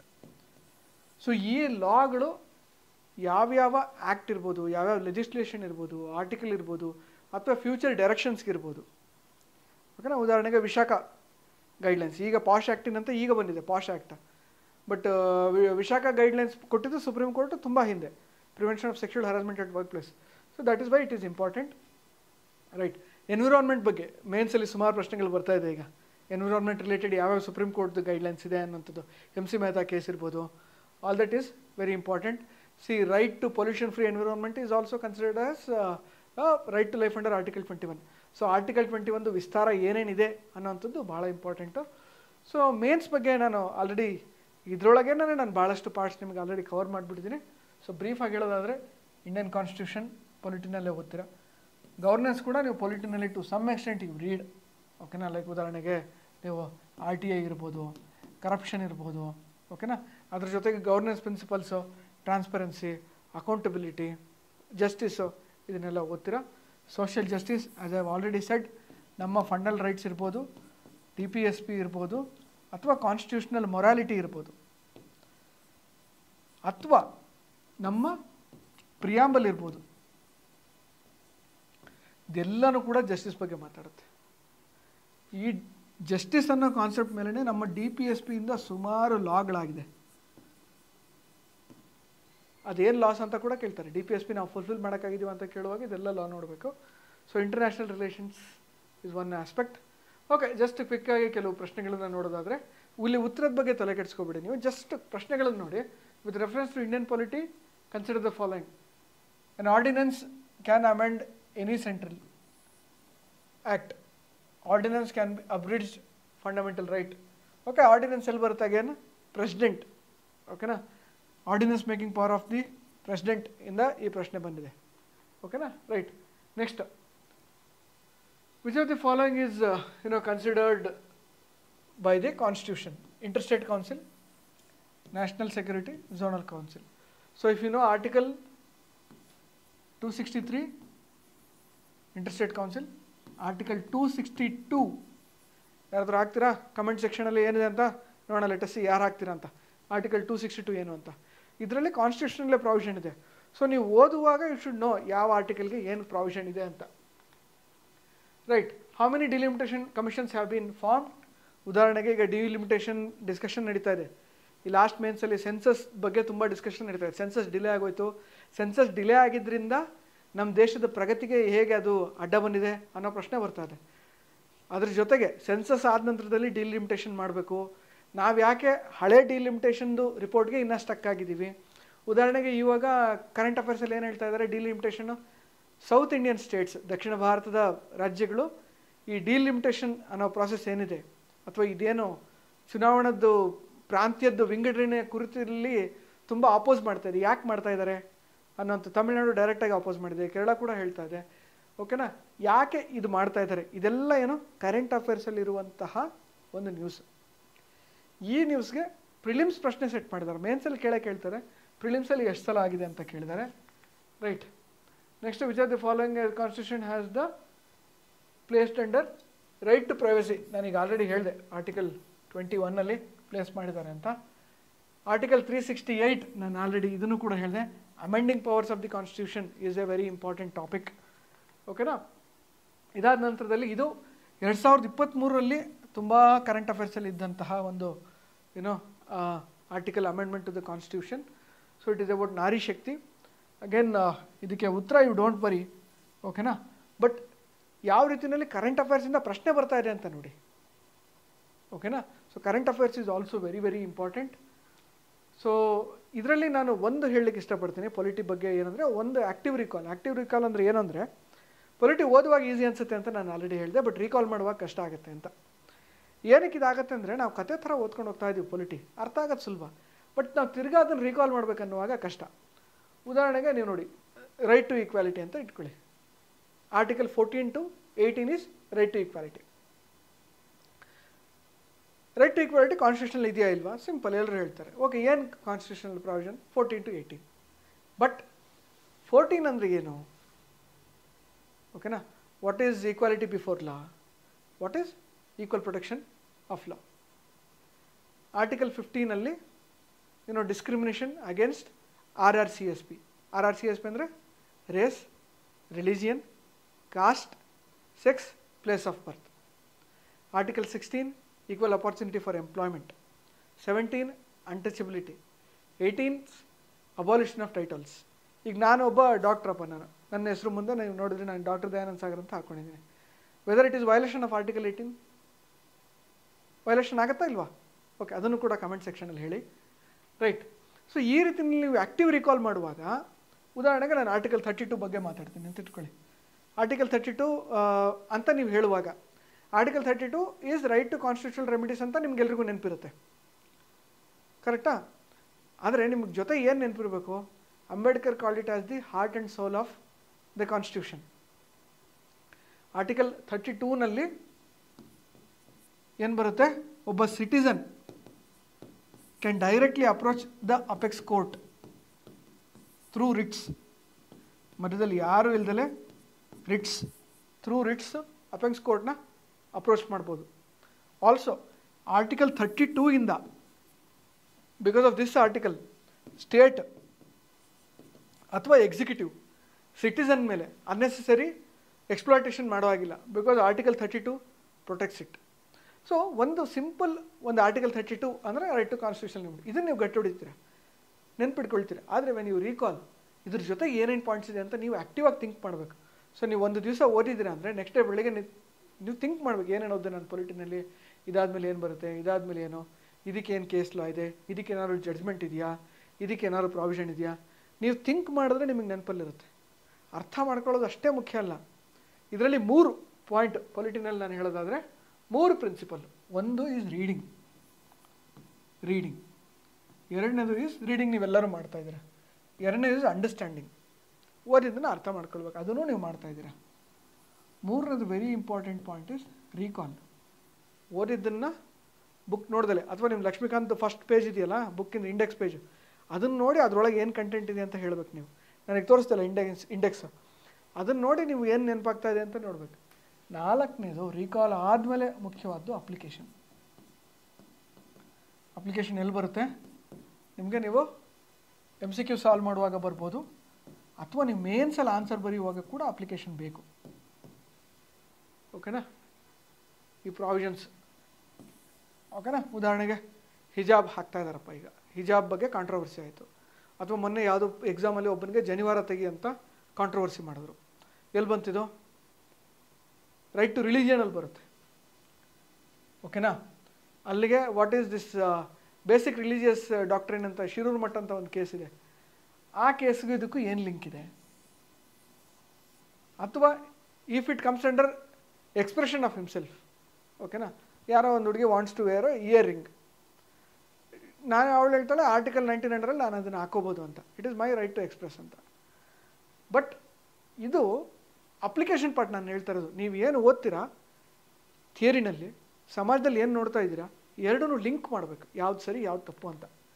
Right, okay. ಇದು ಆಲ್ರೆಡಿ DPSP ಬಗ್ಗೆ ನಾನು ಹೇಳ್ತಾ ಇದ್ದೆ. ಸೋಷಿಯಲ್, ಇದು ಕೂಡ ಅಪ್ಲಿಕೇಶನ್ ಪಾರ್ಟಲ್ಲಿ ಬರುತ್ತೆ. ಸೊ ಲಿಬರಲ್ ಪ್ರಿನ್ಸಿಪಲ್ಸ್ ಅಂದರೆ ಏನು ಅಂತ ನೀವು ಥಿಂಕ್ ಮಾಡುವಾಗ ಟಕ ಟಕ ಟಕ ಟಕ ಎಲ್ಲ ಆರ್ಟಿಕಲ್ಸು ನಿಮಗೆ ನೆನಪಾಗಬೇಕು. ಸ್ಟೆಪ್ 1. ಸ್ಟೆಪ್ 2, ಯಾವ ಆರ್ಟಿಕಲ್ನ ಎನಾಕ್ಟ್ ಮಾಡೋದಕ್ಕೆ ಯಾವ್ಯಾವ ಲಾಗಳು ಪಾಸ್ ಮಾಡಿದ್ದಾರೆ ಇದು ನೆನಪಾಗಬೇಕು. ಸೊ ಅದು ಆ್ಯಕ್ಟಿವ್ ರೀಕಾಲ್ ಅಂದರೆ. ಓಕೆನಾ? ಬರೀ ಓದೋದ್ರಿಂದ ನೀವು ಪೊಲಿಟಿ ಲಕ್ಷ್ಮೀಕಾಂತ ನೀವು 20 ಸಲ ಓದಿದ್ರು ನಿಮಗೆ ನೆನಪಿರುವಂಥದ್ದು ಅಷ್ಟೇ, ಆದರೆ ಆ್ಯಕ್ಟಿವ್ ರೀಕಾಲ್ ಮಾಡಬೇಕು. ಸೊ ಕನ್ನಡ ಮಾಧ್ಯಮದ ವಿದ್ಯಾರ್ಥಿಗಳಿಗೆ PS ಗಂಗಾಧರ್ ಅವರ ಬುಕ್ ಇದೆ ಅಂತ ನನಗೆ ಹೇಳಿದ್ದಾರೆ. ಆ್ಯಕ್ಚುಲಿ ನಾನು ಈ ಪುಸ್ತಕವನ್ನು ಓದಿಲ್ಲ, ಬಟ್ ಕನ್ನಡ ಮಾಧ್ಯಮದ ತುಂಬ ವಿದ್ಯಾರ್ಥಿಗಳು ಈ ಚಾನಲ್ನ ಈ ವಿಡಿಯೋನ ನೋಡ್ತಾ ಇದ್ದೀರಾ. ಆ ಕಾರಣಕ್ಕೋಸ್ಕರನೇ ನಾವು ವಿಡಿಯೋ ಕೂಡ ನಾನು ಕನ್ನಡದಲ್ಲಿ ಮಾಡ್ತಾ ಇರೋವಂಥದ್ದು. ಜೊತೆಗೆ ನಾನು ಕೊಡ್ತಾ ಇರುವಂತಹ ಮಾಹಿತಿ ಕನ್ನಡದಲ್ಲಿ ತುಂಬ ವಿಶೇಷವಾದ್ದು, ಮತ್ತು ಇದು ಆ್ಯಕ್ಚುಲಿ ಯಾರೂ ಕೊಡ್ತಾ ಇಲ್ಲ ಅಂತ ಅನಿಸುತ್ತೆ ಕನ್ನಡದಲ್ಲಿ. ಆ್ಯಂಡ್ ಈ ಮಾಹಿತಿನ ನಿಮ್ಮ ಫ್ರೆಂಡ್ಸ್ ಹತ್ರ ನೀವು ಶೇರ್ ಮಾಡಿ. ಇದರಿಂದ ನಮಗೆ ಏನೋ ಲೈಕ್ಸು ಸಬ್ಸ್ಕ್ರೈಬರ್ಸು ಜಾಸ್ತಿ ಆಗಲಿ ಅಂತಲ್ಲ, ಈ ಗೈಡೆನ್ಸ್ ನಾವೇನು ಕೊಡ್ತಾ ಇದ್ದೀವಿ ಇದು ಭಾಳಷ್ಟು ಜನಕ್ಕೆ ರೀಚ್ ಆಗಲಿ ಅನ್ನೋ ಕಾರಣಕ್ಕೋಸ್ಕರ ನಾವು ಮಾಡ್ತಾ ಇರೋವಂಥದ್ದು. ಇನ್ನೊಂದು ಕನ್ನಡ ಮಾಧ್ಯಮದ ಬಗ್ಗೆ ಮಾತಾಡುವಾಗ ನಾನು ಹೇಳ್ತಾ ಇದ್ದೆ, ಸುಮಾರು ಜನ ಸ್ಪರ್ಧಾರ್ಥಿಗಳು ಕನ್ನಡದಲ್ಲಿ ಪರೀಕ್ಷೆಯನ್ನು ಬರೆದು ಕ್ಲಿಯರ್ ಮಾಡಿದ್ದಾರೆ. ಕನ್ನಡದಲ್ಲಿ ಪರೀಕ್ಷೆ ಬರೆದಿರೋರಲ್ಲಿ ಸಕ್ಸಸ್ ರೇಟ್ ಕೂಡ ಚೆನ್ನಾಗಿದೆ. ಅದ್ರ ಜೊತೆಗೆ ನಾನು ಕೂಡ ಕನ್ನಡ ಸಾಹಿತ್ಯದಲ್ಲಿ ನಾನು ಕೂಡ ಐಚ್ಛಿಕ ವಿಷಯ ತೊಗೊಂಡು ಬರ್ತಿರೋದ್ರಿಂದ ಕನ್ನಡ ಮೇಲೆ ನನಗೂ ಕೂಡ ಭಾಷಾಭಿಮಾನ ಇದೆ. ಇಷ್ಟೆಲ್ಲ ಇದ್ದರೂ ಕೂಡ ನಾನು ಹೇಳೋದೇನೆಂದರೆ, ನೀವು ನಿಮ್ಮ ಆಂಗ್ಲ ಭಾಷೆಯನ್ನು ನೀವು ಬಲವರ್ಧನೆ ಮಾಡಲೇಬೇಕು, ಇಂಪ್ರೂವ್ ಮಾಡ್ಕೊಳ್ಲೇಬೇಕು. ಏನಕ್ಕೆ ಅಂದರೆ, ಈಗ ನಾನು ಹೇಳಿದೆ ಪೊಲಿಟಿನಲ್ಲಿ ಕ್ವಶನ್ಸ್ ನಾನು ಹೇಳ್ದಂಗೆ UPSC ತುಂಬ ಬೇರೆ ಬೇರೆ ಥರದ ಭಾಷೆಗಳನ್ನ ಯೂಸ್ ಮಾಡಿ ಸಿಂಪಲಾಗಿ ಕೇಳೋದನ್ನು 3 ಲೈನ್ ಮಾಡಿ ಕಾಂಪ್ಲಿಕೇಟೆಡ್ ಆಗಿ ತುಂಬ ಟ್ರಿಕ್ಕಿಯಾಗಿ ಕೇಳ್ತಾರೆ. ಓಕೆನಾ? ಸೊ ಈ ಕಾರಣಕ್ಕಾಗಿ ನಿಮ್ಮ ಇಂಗ್ಲೀಷ್ ಸ್ಟ್ರಾಂಗ್ ಇದ್ದರೆ ನಿಮ್ಮ ಪ್ರಶ್ನೆ ಪತ್ರಿಕೆ ಕೂಡ ಇಂಗ್ಲೀಷಲ್ಲೇ ಬರೋದು ಅಥವಾ ಹಿಂದಿಲಿ ಬರುತ್ತೆ. ಈವನ್ ಪ್ರಿಲಿಮ್ಸ್ ಪ್ರಶ್ನೆ ಪತ್ರಿಕೆ ಕೂಡ ಇಂಗ್ಲೀಷಲ್ಲಿ ಬರುತ್ತೆ, ಹಿಂದಿನಲ್ಲಿ ಬರುತ್ತೆ. CSAT ಪೇಪರ್ ಕೂಡ ನಿಮಗೆ ಪ್ಯಾಸೇಜ್ ಎಲ್ಲ ಓದಬೇಕಂದ್ರೆ ಇಂಗ್ಲೀಷ್ ಸ್ಟ್ರಾಂಗ್ ಇರಬೇಕು. ಓಕೆನಾ? ಇದು ಆ್ಯಕ್ಚುಲಿ ಕನ್ನಡ ಮಾಧ್ಯಮದ ವಿದ್ಯಾರ್ಥಿಗಳಿಗೆ ತುಂಬ ದೊಡ್ಡ ಹೊಡೆತ ಇದು. ಇಂಗ್ಲೀಷನ್ನು ನೀವು ಇಂಪ್ರೂವ್ ಮಾಡಲೇಬೇಕು. ನೀವು ಕನ್ನಡ ಮಾಧ್ಯಮದಲ್ಲಿ ಪರೀಕ್ಷೆಯನ್ನು ಬರೆದ್ರೆ ಈ ಪುಸ್ತಕವನ್ನು ನೀವು ರೆಫರ್ ಮಾಡಿ. ಆದರೆ ಇಂಗ್ಲೀಷ್ನ ನೀವು ಚೆನ್ನಾಗಿ ಬೆಳೆಸ್ಕೋಬೇಕು, ಸೊ ದ್ಯಾಟ್ ನಿಮಗೆ ಪ್ರಶ್ನೆ ತುಂಬ ಚೆನ್ನಾಗಿ ಅರ್ಥ ಆಗಲಿ ಅಂತ. ಪ್ರಿಲಿಮ್ಸ್ ವರ್ಸಸ್ ಮೇನ್ಸ್ ಪ್ರಿಪ್ರೇಷನಲ್ಲಿ ಏನು ಭಿನ್ನ ಇರಬೇಕು ಅನ್ನೋದನ್ನು ನಾನು ಆ್ಯಕ್ಚುಲಿ ಈಗ ಆಲ್ರೆಡಿ ಹಿಂದೆನೇ ಹೇಳ್ಬಿಟ್ಟಿದ್ದೀನಿ, ನಾನು ಎಕ್ಸ್ಪ್ಲೈನ್ ಮಾಡಿಬಿಟ್ಟಿದ್ದೀನಿ. ಪ್ರಿಲಿಮ್ಸು ರಿಕಾಲ್ ಮಾಡಿದ್ರೆ ಸಾಕಾಗುತ್ತೆ, ಓದಿರೋದು ನಿಮಗೆ ನೆನಪಾಗಬೇಕು. ಪ್ರಶ್ನೆಯಲ್ಲಿ ಉತ್ತರ ಅಲ್ಲೇ 4 ಆಪ್ಷನಲ್ಲಿ ಒಂದಿರುತ್ತೆ, 2ನ್ನ ರೂಲ್ ಔಟ್ ಮಾಡಬೇಕು. 2ರ ಮಧ್ಯೆ ಕನ್ಫ್ಯೂಷನ್ ಆದರೆ ನಿಮ್ಮ ಕಾನ್ಸೆಪ್ಚುಯಲ್ ಕ್ಲಾರಿಟಿನ NCERT ಥ್ರೂ ಓದಿರೋ ಬೇಸಿಕ್ಸ್ ಇರ್ಬೋದು ಅಥವಾ ಲಕ್ಷ್ಮೀಕಾಂತಲ್ಲಿ ಓದಿರೋವಂಥದ್ದು ಇರ್ಬೋದು, ಇದರಿಂದ ನೀವು ಪ್ರಿಲಿಮ್ಸ್ನ ಮಾರ್ಕ್ ಮಾಡ್ಬೋದು. ಮೇನ್ಸು ನೀವು ಆಲ್ರೆಡಿ ಪ್ರಿಲಿಮ್ಸ್ ಮುಗಿಸಿ ನೀವು ಮೇನ್ಸಿಗೆ ಹೋಗೋದ್ರಿಂದ ಪ್ರಿಲಿಮ್ಸಿನ ಕಂಟೆಂಟ್ನ ಚೆನ್ನಾಗಿ ಕನ್ಸಾಲಿಡೇಟ್ ಮಾಡಬೇಕು, ಗೊತ್ತಿರೋದನ್ನು ಅಪ್ಲಿಕೇಶನ್ ಮಾಡಬೇಕು. ಕಾನ್ಸ್ಟಿಟ್ಯೂಷನಲ್ ಆರ್ಟಿಕಲ್ನ ಇಂಟ್ರಡಕ್ಷನಲ್ಲಿ ಹಾಕುವಂಥದ್ದು, ಯಾವುದೋ ಕಮಿಟಿ ರೆಕಮೆಂಡೇಷನ್ನ ನೀವು ವೇ ಫಾರ್ವರ್ಡಲ್ಲಿ ಹಾಕುವಂಥದ್ದು, ಇದು ನೀವು ಮಾಡ್ಬೋದು. ರೈಟ್. ಇದ್ರ ಜೊತೆಗೆ ಕರೆಂಟ್ ಅಫೇರ್ಸ್, ಇದು ಕೂಡ ನಾನು ಆಲ್ರೆಡಿ ಬ್ರೀಫಾಗಿ ಹೇಳಿದ್ದೀನಿ. ಕರೆಂಟ್ ಅಫೇರ್ಸು ಪ್ರಿಲಿಮ್ಸ್ನಲ್ಲಿ ಕರೆಂಟ್ ಅಫೇರ್ಸು ಎಕ್ಸಾಕ್ಟಾಗಿ ಏನು ಎಕಾನಮಿ ಇರ್ಬೋದು, ಇಂಟರ್ನ್ಯಾಷನಲ್ ರಿಲೇಷನ್ಸ್ ಇರ್ಬೋದು, ಅಥವಾ ಎನ್ವಿರಾನ್ಮೆಂಟು, ಸೈನ್ಸ್ ಆ್ಯಂಡ್ ಟೆಕ್ಕಿಯಲ್ಲಿ ಯಾವ ಥರ ಬರುತ್ತಲ್ಲ ಪ್ರಶ್ನೆ ನೇರವಾಗಿ ಆ ಥರ ಬರೋದಿಲ್ಲ. ಓಕೆನಾ? ಸೊ ಪೊಲಿಟಿ ಕರೆಂಟ್ ಅಫೇರ್ಸ್ನ ನೀವು ಗಟ್ಟೊಡಿತಾ ಉರುಳೊಡಿತಾ ನಿಮ್ಮ ಸಮಯನ ನೀವು ಹಾಳು ಮಾಡ್ಕೊಳ್ಳೋ ಅವಶ್ಯಕತೆ ಇಲ್ಲ. ಆದರೆ ಯಾವ ಸುದ್ದಿ ನ್ಯೂಸ್ನಲ್ಲಿದೆ, ಏನು ನಡೀತಾ ಇದೆ ಅನ್ನೋದ್ರ ಬಗ್ಗೆ ನಿಮಗೆ ಒಂದು ಸ್ವಲ್ಪ ಮಾಹಿತಿ ಇರಬೇಕು. ಓಕೆನಾ? ಈಗ 2 ರಾಜ್ಯಗಳ ಮಧ್ಯೆ ನದಿದೇನೋ ಡಿಸ್ಪ್ಯೂಟ್ ನಡೀತಾ ಇದೆ ಅಂದರೆ, ಓಕೆ, ನದಿ ಡಿಸ್ಪ್ಯೂಟ್ ಇದ್ದರೆ ಯಾವ ಆರ್ಟಿಕಲಲ್ಲಿ ಬರುತ್ತೆ, ಯಾರು ಅದಕ್ಕೆ ಒಂದು ವಾಟರ್ ಕಮಿಟಿದು ಏನೋ ಮಾಡಬೇಕಂದ್ರೆ ಪ್ರೆಸಿಡೆಂಟ್ ಮಾಡ್ದ, ಪ್ರೈಮ್ ಮಿನಿಸ್ಟರ್ ಮಾಡ್ದ, ಈ ಥರ ನಮ್ಮ ಸುತ್ತಮುತ್ತ ಏನು ಸುದ್ದಿ ಇದೆಯೋ, ನ್ಯೂಸ್ ಪೇಪರಲ್ಲೇ ಏನು ಸುದ್ದಿ ಸಿಗುತ್ತೋ ಅದನ್ನು ನೀವು ಕರೆಂಟ್ ಅಫೇರ್ಸ್ಗೆ ಲಿಂಕ್ ಮಾಡಬೇಕು. ಕರೆಂಟ್ ಅಫೇರ್ಸ್ ಸುದ್ದಿ ಇರುವಾಗ ಅದಕ್ಕೆ ಸ್ಟ್ಯಾಟಿಕ್ ಏನಿದೆ ಅಂತ ಓದಬೇಕು. ಎಕ್ಸ್ಕ್ಲೂಸಿವ್ ಆಗಿ ನೀವು ಪ್ರಿಲಿಮ್ಸ್ಗೆ ಕರೆಂಟ್ ಅಫೇರ್ಸ್ ಓದೋದು ಬೇಡ. ಆದರೆ ಮೇನ್ಸ್ಗೆ ಬರುವಾಗ ಹೊಸ ಹೊಸ ಲಾಗಳು ಪಾಸ್ ಮಾಡೋದ್ರಿಂದ ಪ್ರತಿ ವರ್ಷ ಹೊಸ ಕಂಟೆಂಟ್ ಇರುತ್ತೆ. ಮೇನ್ಸ್ಗೆ ನಾನು ಓದಿದ್ದು ಮೇನ್ಸ್ 365 ಓದಿದ್ದೆ. ನಾನು 2023ರಲ್ಲಿ ಓದುವಾಗ ಪೂರ್ತಿ ಓದಿದ್ದೆ. ನಾನು 100 ಪೇಜ್ ಡಾಕ್ಯುಮೆಂಟು, ಅದರಿಂದ ನನಗೆ ಏನೂ ಬರೆಯೋಕ್ಕಾಗಲಿಲ್ಲ, ಏನೂ ಓದೋಕ್ಕಾಗಲಿಲ್ಲ, ಫುಲ್ ಓದಿದ್ದು ಏನು ನೆನಪಾಗಲಿಲ್ಲ. 2024ರಲ್ಲಿ ನಾನು ಏನು ಮಾಡಿದ್ದೆ ಅಂದರೆ, ಈ ಮೇನ್ಸ್ 365 ಹೊರಗಡೆ ಲಾಸ್ಟ್ ಪೇಜಲ್ಲಿ 4 ಪೇಜಿನ ಸಮ್ಮರಿ ಇರುತ್ತೆ. ನನಗೆ ಆಲ್ರೆಡಿ ಕಾನ್ಸೆಪ್ಟ್ ಚೆನ್ನಾಗಿ ಅರ್ಥ ಆಗಿದ್ದರಿಂದ, ಕಾನ್ಸೆಪ್ಟ್ ನಾನು ಹೇಳಿದಾಗ ಕ್ಲಾರಿಟಿ ಇದ್ದಿದ್ದರಿಂದ ಈ 4 ಪೇಜಿನ ಸಮ್ಮರಿ ಓದ್ಕೊಂಡು ಹೋಗಿದ್ದೆ ನಾನು. ನೀವು ಕೂಡ ಮೇನ್ಸ್ 365 ತೆಗೆದು ನೋಡಿದ್ರೆ 4 ಪೇಜಿಗೆ ಲಾಸ್ಟಿಗೆ ಸಮ್ಮರಿ ಇರುತ್ತೆ. ಆ ಸಮ್ಮರಿನಲ್ಲೇ ಸುಮಾರು ಇಂಪಾರ್ಟೆಂಟ್ ಕೇಸ್ ಸ್ಟಡೀಸು, ಎಕ್ಸಾಂಪಲ್ಸು, ಜಡ್ಜ್ಮೆಂಟ್ಸ್ಗಳು, ಆರ್ಟಿಕಲ್ಗಳ ಬಗ್ಗೆ ಇದೆ. ಓಕೆನಾ? ಇಷ್ಟು ಮಾಡಬೇಕು. ಇದೂ ಮಾಡಿಲ್ಲ ಅಂದರೆ ಹಿಂದೂನಲ್ಲಿ ಅಥವಾ ಇಂಡಿಯನ್ ಎಕ್ಸ್ಪ್ರೆಸ್ಸಲ್ಲಿ ಅಥವಾ ಇನ್ಫ್ಯಾಕ್ಟ್ ಪ್ರಜಾವಾಣಿನಲ್ಲಿ ಕೂಡ ಆರ್ಟಿಕಲ್ಗಳು ತುಂಬ ಒಳ್ಳೊಳ್ಳೆ ಆರ್ಟಿಕಲ್ಗಳು ಬರುತ್ತೆ. ಸೊ ಅದನ್ನು ಕೂಡ ನೀವು ಓದ್ಬೋದು. ದೇಶದಲ್ಲಿ ಏನೇ ದೊಡ್ಡ ಸುದ್ದಿನ ಆಗ್ತಾಯಿದ್ರು ಅದ್ರ ಬಗ್ಗೆ ಒಂದು ಸುದ್ದಿ ಎಲ್ಲ ಸ್ವಲ್ಪ ತಣ್ಣಗಾದ್ಮೇಲೆ ಪ್ರಜಾವಾಣಿನಲ್ಲಿ ರಿವ್ಯೂ ಆರ್ಟಿಕಲ್ಗಳು ಬರೀತಾರೆ. ಓಕೆನಾ, ತುಂಬ ಒಳ್ಳೊಳ್ಳೆ ಅಂಕಣಕಾರರು ಬರೀತಾರೆ. ಸೊ ಆರ್ಟಿಕಲ್ಗಳು ಓದಿ ಒಂದು ಆರ್ಟಿಕಲ್ ನೀವು ಓದ್ತಾ ಇದ್ದೀರಾ ಅಂದರೆ ಅದರಿಂದ ನೀವು ಜನ್ರೇಟ್ ಮಾಡಬೇಕಾಗಿರೋದು 4 ಪಾಯಿಂಟ್ ಮಾತ್ರ. ಆರ್ಟಿಕಲ್ ಓದೋದು ಕೂಡ ನೀವು 4 ಪಾಯಿಂಟ್ ಜನ್ರೇಟ್ ಮಾಡೋದಕ್ಕೋಸ್ಕರ ಓದಬೇಕು. ಈ ರೀತಿಯಲ್ಲಿ ನೀವು ಕರೆಂಟ್ ಅಫೇರ್ಸ್ನ ಪ್ರಿಪೇರ್ ಮಾಡಬೇಕು. ಓವರ್ವ್ಯೂ ಏನಪ್ಪ ಅಂತಂದರೆ ಈ ಪೊಲಿಟಿ ಬಗ್ಗೆ ನಾವು ಇಷ್ಟೆಲ್ಲ ಮಾತಾಡಿದ್ದೀವಿ. ತುಂಬ ಕ್ರೂಷಿಯಲ್. ಪ್ರಿಲಿಮ್ಸ್ಗೆ 20% ಕಾಂಟ್ರಿಬ್ಯೂಟ್ ಮಾಡುತ್ತೆ. ಸೊ ನಿಮ್ಮ ಎಂಟೈರ್ ಪ್ರಿಲಿಮ್ಸ್ ಸಕ್ಸಸ್ಸಲ್ಲಿ ಇದ್ರದ್ದು ಪಾತ್ರ ಭಾಳ ಇಂಪಾರ್ಟೆಂಟು. ಮೇನ್ಸಿಗೆ ಬರೋದಾದರೆ ನಿಮಗೆ GS2ನಲ್ಲಿ ಹೆಲ್ಪ್ ಆಗುತ್ತೆ, ಬೇರೆ ಬೇರೆ ಪೇಪರಲ್ಲಿ ಕೂಡ ಹೆಲ್ಪ್ ಆಗುತ್ತೆ. ನಾನು ಹೇಳಿರುವಂಥದ್ದು ಏನಿದೆಯಲ್ಲ ಇದು ಒಂದು ನಾನು ಅಪ್ಲೈ ಮಾಡಿರುವಂಥ ಶಾರ್ಟ್ ಸ್ಟ್ರಾಟಜಿ.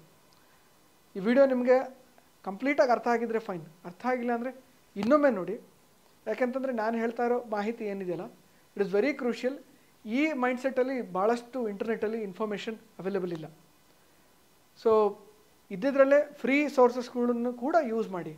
ಆದರೆ ನೀವು ಓದೋದನ್ನು ಅಪ್ಲಿಕೇಶನ್ ಬೇಸ್ಡ್ ಆಗಿ ಆ್ಯಕ್ಟಿವ್ ರಿಕಾಲ್ ಮಾಡ್ಕೊಳ್ತಾ ಕಾನ್ಸೆಪ್ಟ್ಗಳಲ್ಲಿ ಕ್ಲಾರಿಟಿ ಬರ್ಸ್ಕೊಳ್ತಾ ನೀವು ಮಾಡಿದ್ರೆ you will also be very successful.